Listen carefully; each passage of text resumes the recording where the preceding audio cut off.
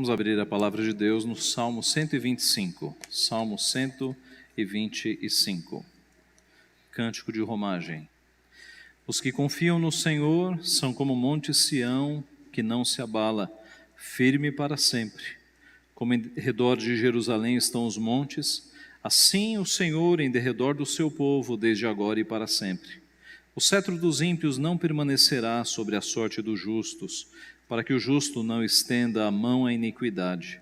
Faze o bem, Senhor, aos bons e aos retos de coração. Quanto aos que se desviam para sendas tortuosas, levá-los-á o Senhor juntamente com os malfeitores. Paz sobre Israel. Vamos orar?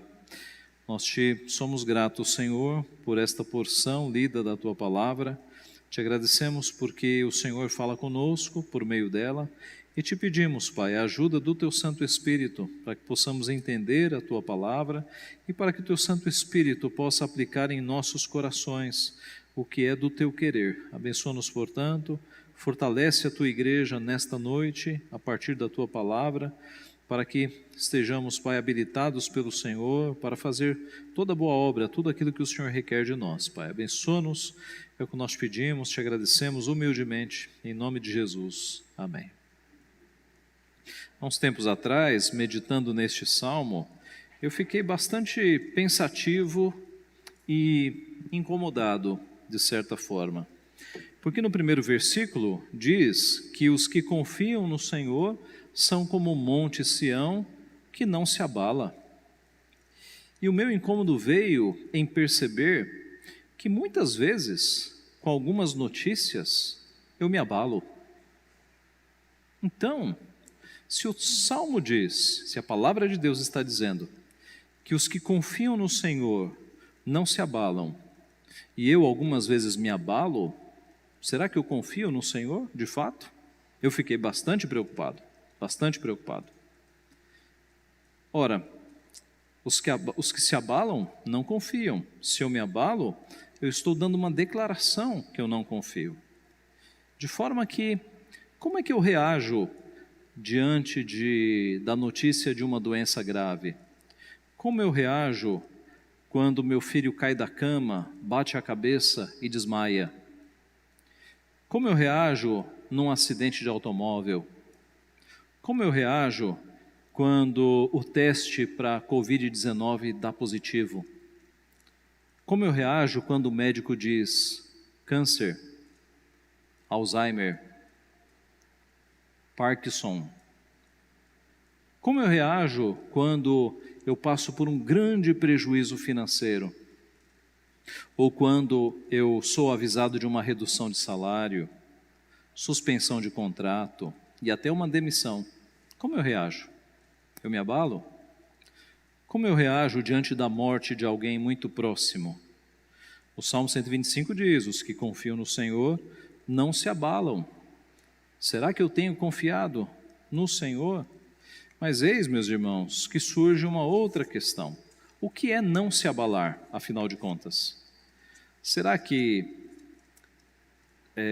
não se abalar significa ser uma pessoa fria, insensível, impassível, cínica, uma pessoa que agora não se abala com mais nada, que está indiferente aos sofrimentos da vida? Será que é isso que o Salmo está nos ensinando? Ora, certamente não era isso que o salmista tinha na sua mente. Muitos homens e mulheres da Bíblia sofreram, sentiram, choraram e nem por isso deixaram de crer em Deus, nem por isso deixaram de confiar em Deus. Por exemplo, Ana, mãe de Samuel, porque não podia ter filhos, ela derramou a sua alma diante do Senhor. Ela chorou copiosamente, mas nem por isso deixou de confiar no Senhor. Pensemos em Davi, quando foi disciplinado por Deus por conta dos seus grandes pecados, ele teve problemas familiares imensos, chorou amargamente a morte do seu filho Absalão, mas nem por isso deixou de confiar em Deus. Pensemos em Jó, que perdeu todos os seus filhos, todos os seus bens, que recebeu uma doença tão terrível, feridas da cabeça até a planta dos pés, e teve que ficar isolado num lixão, coçando suas feridas com cacos. Nem por isso deixou de confiar em Deus. Pensemos em Paulo, que foi perseguido, espancado, açoitado, apedrejado, humilhado, tido como morto, mas em nenhum momento deixou de confiar em Deus. E pensemos no nosso exemplo máximo, nosso Senhor Jesus Cristo. Lembremos-nos dele no Getsemane, quando, diante de tamanho sofrimento, ele chorou lágrimas de sangue e disse: Pai, se possível, passa de mim este cálice, todavia não seja feita a minha vontade, mas a tua. Nos momentos mais difíceis, ele ainda estava confiando no seu Pai. Então, nós podemos perceber que não se abalar, meus irmãos, tem mais a ver com não se desesperar. É confiar em Deus, mesmo no meio do sofrimento, sem se desesperar, sem pecar, sem abandonar a fé, sem abandonar os caminhos do Senhor. E o Salmo nos mostra isso pela sua estrutura. Observe aí na tua Bíblia. O Salmo começa com os que confiam, e ele termina no verso 5 com os que se desviam. Essa é a divisão natural no Salmo em hebraico: os que confiam e os que se desviam. Os que confiam e os que se desviam. A ideia então é que aqueles que confiam, eles não se desviam. Aqueles que confiam, eles se abalam emocionalmente, mas não se abalam ao ponto de renegar a sua fé, ao ponto de se desesperar, ao ponto de sair dos caminhos do Senhor. Eles sofrem, eles choram, mas eles não se desviam, eles não abandonam o seu Deus. É por isso que esse é um salmo de confiança. E este salmo nos dá pelo menos 2 motivos para que nos momentos difíceis da nossa vida nós não nos abalemos, nós não nos desesperemos, mas nós continuemos confiando no nosso Deus. E o primeiro motivo é que Deus nos protege fisicamente. Deus nos protege fisicamente. No verso 2, nós temos: como em redor de Jerusalém estão os montes, assim o Senhor em derredor do seu povo, desde agora e para sempre. Para falar da proteção de Deus sobre o seu povo, a proteção física, o salmista vai usar uma figura muito conhecida de todo o judeu, que era a cidade de Jerusalém. Jerusalém ficava no alto, a 800 metros de altitude, em uma cadeia montanhosa, era protegida por montanhas, e por conta desta localização elevada, é que nós temos os chamados salmos dos degraus, salmos de subida. Na tua Bíblia deve estar como cântico de romagem, né? Um anacronismo, porque romagem significa ir para Roma, mas a ideia é de cânticos que o povo cantava enquanto estava indo para Jerusalém. Do Salmo 120 ao 134, nós temos esses cânticos de romagem, cânticos de subidas, cântico dos degraus, porque o povo ia para Jerusalém subindo e cantando e louvando a Deus, porque Jerusalém ficava lá no alto. De forma que desde criança, a pessoa que morava em Jerusalém, ela olhava ao redor e via a cidade cercada por montanhas. Era uma proteção natural lá em Jerusalém. E a promessa então é que Deus, Ele cuida do seu povo, assim como Jerusalém estava rodeada de montanhas. A palavra de Deus nos diz que o anjo do Senhor acampa-se ao redor dos que o temem e os livra. Nós não temos montanhas ao nosso redor, nós temos anjos ao nosso redor, cuidando de nós, fazendo e executando as ordens de Deus. A nossa vida é cuidada por Deus, e Ele tem os seus servos, os seus enviados, os seus emissários, que são os próprios anjos, e essa proteção é desde agora e para sempre. Veja o verso 2, o final do verso 2, desde agora e para sempre. Muitas vezes Deus nos livra de acidentes, muitas vezes Deus salva a nossa vida, às vezes você nem tomou conhecimento, mas Deus te salvou, Deus te livrou. Eu me lembro, meus irmãos, que há talvez uns 20 anos atrás, eu estava na casa dos meus avós, lá no sertão do Ceará, sertãozão, e a família inteira estava. O pessoal de São Paulo foi, o pessoal de Fortaleza foi, e a casa ficou cheia, aquela festa. Tá? E numa das noites, naquela sala grande, cadeiras de balanço, aquelas cadeiras de ferro, de balanço, sofá, a sala cheia. E nós ali no momento de comunhão, muito interessante, familiares, sempre tem alguém mais engraçado, né? E um dos meus tios, que era o mais engraçado, contando os seus casos, as suas histórias, e todo mundo dando muita risada, todos crentes, e foi uma noite muito impressionante. Ocorre que no dia seguinte, cada um tinha um a fazer. O pessoal do sítio foi para a roça, foi cuidar de gado, foi cuidar das plantações. Os visitantes, cada um foi fazer alguma coisa, né? Tinha uma cidade mais próxima, alguns foram para essa cidade mais próxima para comprar algum alimento, outros foram para uma cidade mais distante. Havia lá um casal com uma criança com poucos meses de vida, pegaram a criança, tiraram do berço, foram para uma cidade, e o povo foi saindo da casa. Só ficou naquela casa o meu bisavô, com muita idade naquela época, e a minha avó. O meu avô estava na roça. E ocorre que quando só estavam os dois, o meu bisavô precisou ir ao banheiro, nos fundos da casa, e a minha avó o acompanhou. Pois foi neste exato momento que naquela sala alta, com madeira rústica, telhas quase que artesanais, feitas de barro queimado, pesadas, uma tesoura, né, que era um pedaço de madeira muito forte, que escorava uma viga, rompeu-se, e as vigas ficaram sem sustentação, e o telhado veio abaixo, inteiro abaixo. E não sobrou nada na sala e nem nos quartos. As cadeiras de balanço, que eram de ferro, foram totalmente esmagadas. No berço onde dormia a criança, o berço foi destruído. Não sobrou nada, meus irmãos, não sobrou nada. E qual foi a nossa percepção? Livramento de Deus. Deus foi tirando todo mundo da casa, todo mundo. Quando os mais velhos saíram do cômodo, a casa veio abaixo, o telhado veio abaixo. Ninguém se machucou. Como isso não vem de Deus, meus irmãos? Deus nos protege, Deus nos livra. Dessa vez nós tomamos conhecimento, mas talvez na tua vida Deus tenha feito coisas que você nem tomou conhecimento. Ele te livrou sem você saber. Talvez em questões difíceis na tua vida, um acidente automobilístico, um assalto, a situação poderia ter sido muito pior se Deus não tivesse colocado a mão. Deus nos livra, Deus protege o seu povo, e Ele fez isso, meus irmãos, sempre na história do seu povo. Protegeu o seu povo no Egito e na saída do Egito.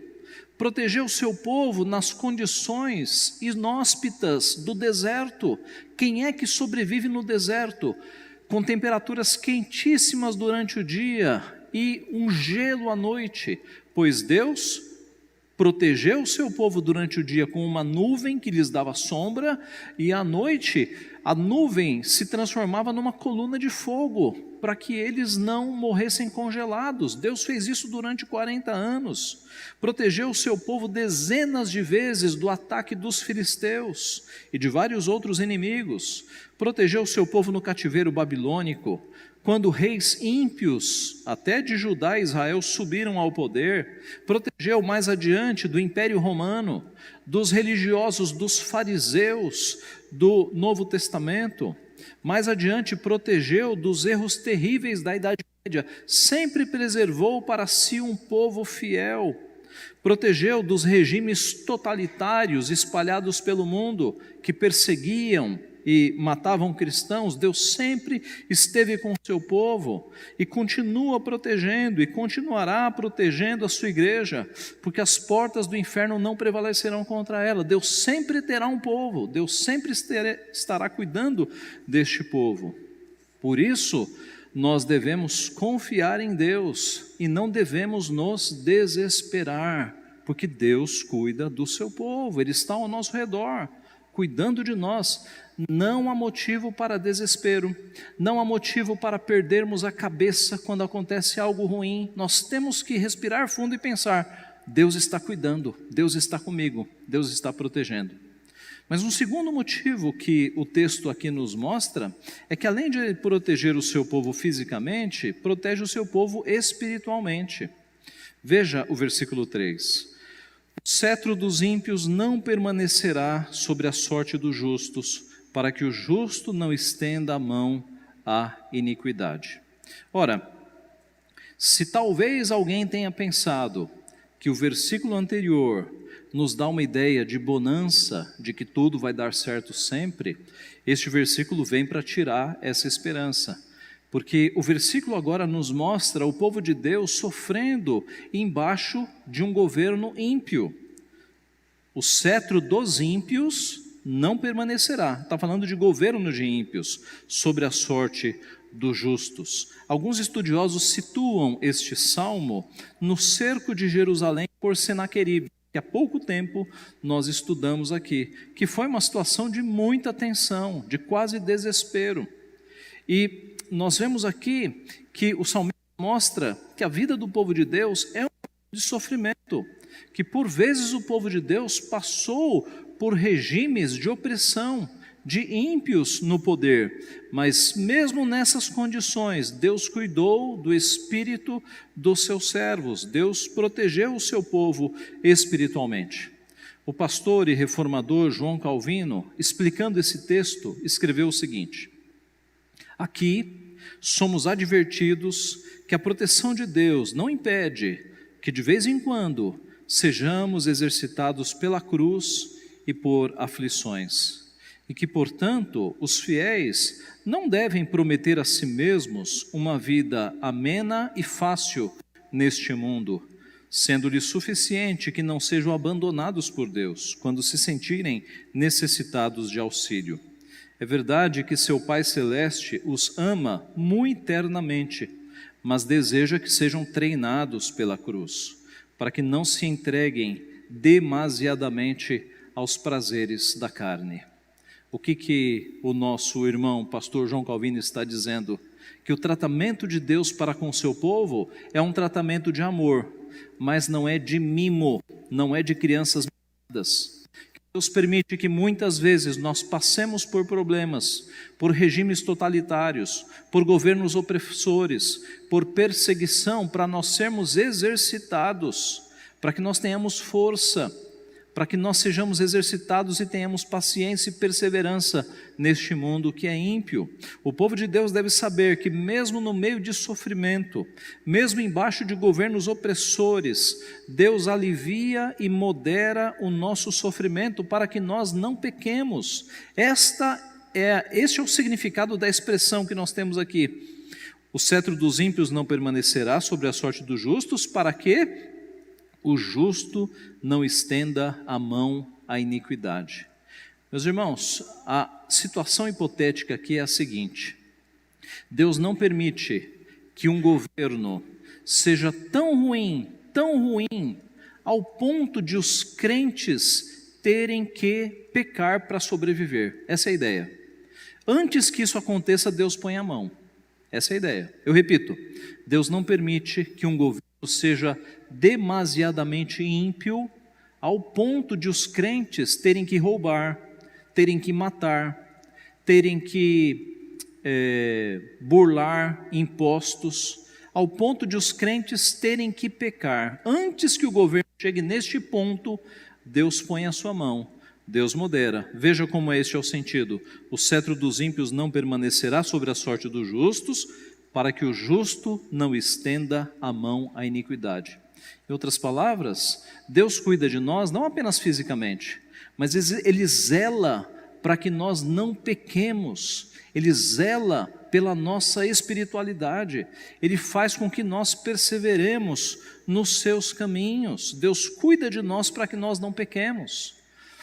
Esta ideia e tantos outros versículos que nós temos na Bíblia nos formam a doutrina da perseverança dos santos, que na verdade poderia ser chamada de perseverança de Deus, porque é Deus quem cuida da nossa salvação, para que nós não a percamos. Como disse um pastor, se a salvação dependesse de nós, nós já teríamos perdido há muito tempo. Não depende de nós, depende de Deus. Deus é quem nos salva, e é Deus quem nos segura para que nós não caiamos, para que nós não saiamos da fé.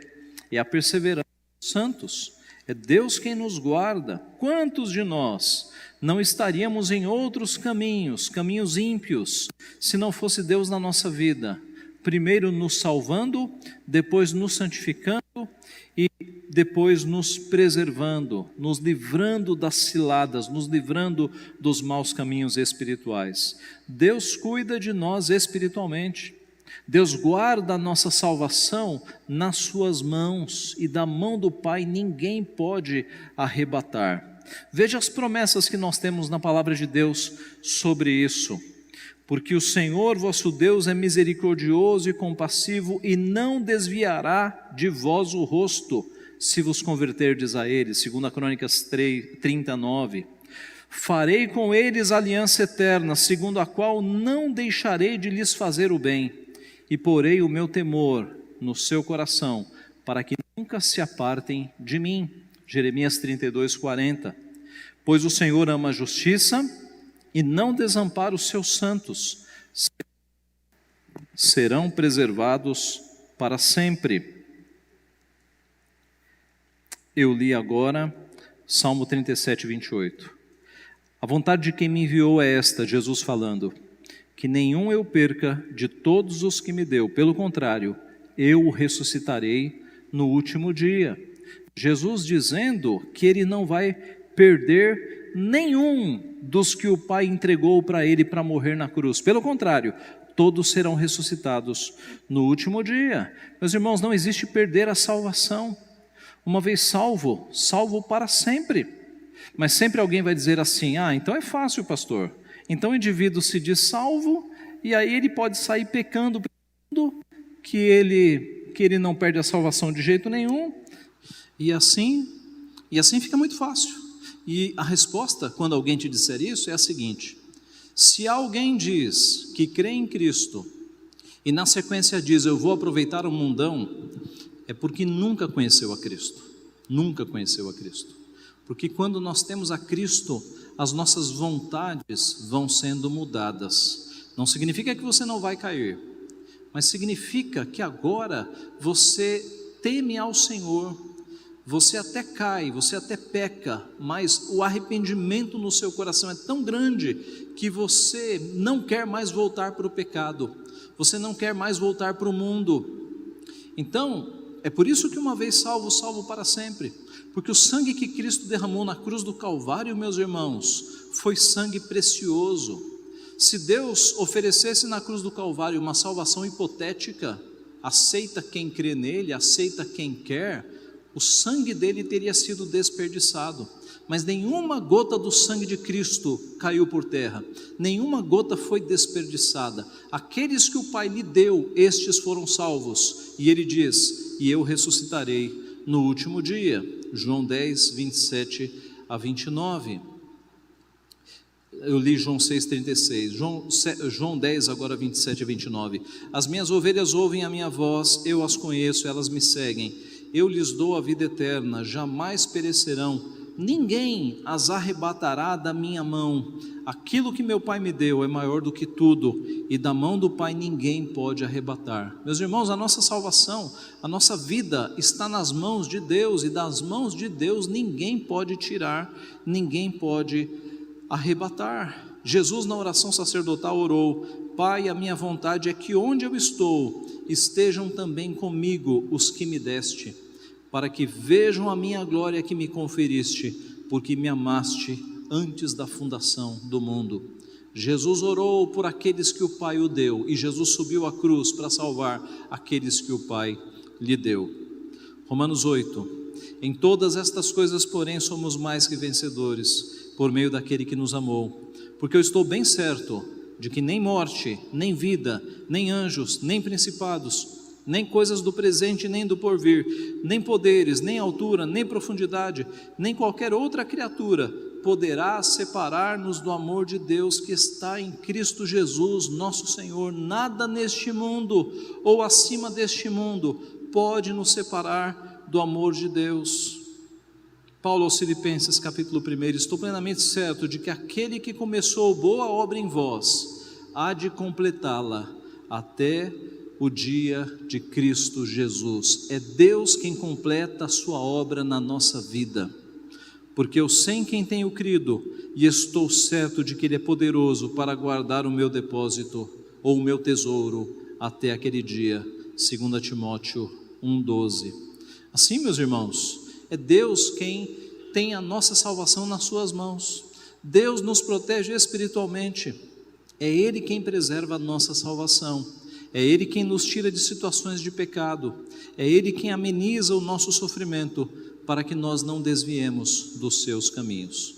O Salmo termina com uma oração no verso 4: faze o bem, Senhor, aos bons e aos retos de coração.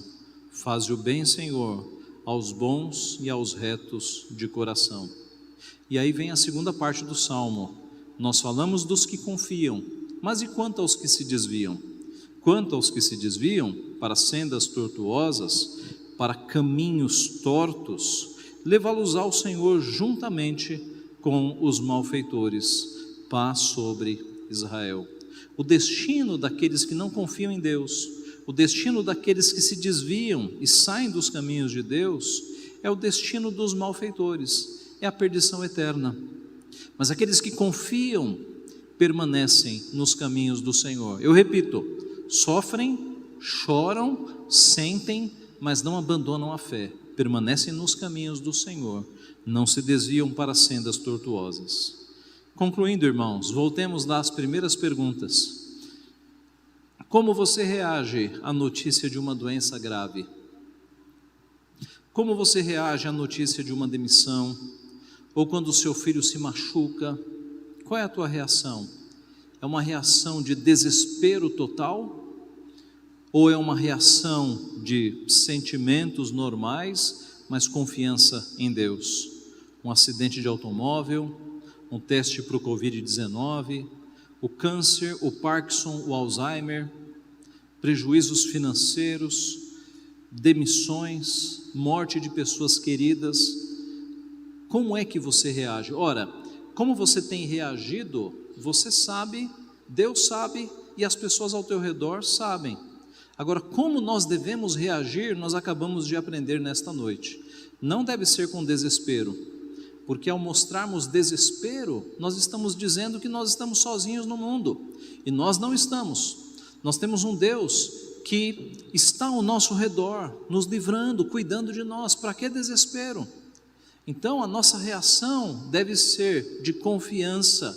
Aconteceu o mais grave, aconteceu, mas Deus continua no trono, Deus continua cuidando de mim, da minha vida, da minha salvação. Nós não podemos nos desesperar como aqueles que não têm a Cristo. Vocês já viram a diferença de um enterro de crentes firmes e de descrentes, não viram? Não viram? A maioria esmagadora dos enterros dos crentes não contém desespero, contém confiança, serenidade, consolo, conforto, porque nós sabemos em quem nós temos crido, nós sabemos que Ele é quem conduz, quem guarda o nosso tesouro até aquele dia. Por isso crentes não podem ser desesperados, não podem se abalar com más notícias. O nosso coração deve ser firme sempre no Senhor, emocionando-se, sofrendo, chorando, mas sem negar a Deus, sem ter a sua fé em Deus abalada, sem perder a confiança nele, olhando firmemente para o autor e consumador da nossa fé, sem temer más notícias, com o coração sempre firme e confiante no Senhor, sabendo que Ele está ao nosso redor, protegendo-nos fisicamente e principalmente protegendo-nos espiritualmente, guardando o nosso espírito, guardando a nossa salvação, para que ela seja levada até a consumação dos séculos. Que Deus assim nos abençoe, meus irmãos. As pessoas que não têm a Cristo estão de olho em nós, estão de olho. A minha mãe costumava dizer que a vida do crente é como um lençol branco, qualquer manchinha, está todo mundo reparando, não é? E é nas nossas reações que nós ensinamos muita gente a confiança que nós temos no nosso Deus. Então, em momentos de dificuldade, não se abale, confie em Deus, confie em Deus. Fique firme, porque assim você mostrará às pessoas que estão ao teu redor que você tem um Deus forte, um Deus que te protege, física e espiritualmente. Que Ele assim nos abençoe. Amém.